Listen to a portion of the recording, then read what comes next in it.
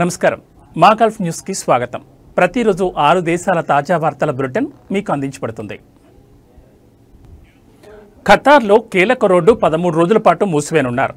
Maintenance పనుల కారణంగా Jassim bin Thani bin Jassim Al Thani స్ట్రీట్ను రాస్ అల్ నౌఫ్ స్ట్రీట్తో కలిపి సిగ్నలైజ్డ్ జంక్షన్ మూసివేస్తున్నట్లు పబ్లిక్ వర్క్ అథారిటీ ప్రకటించింది।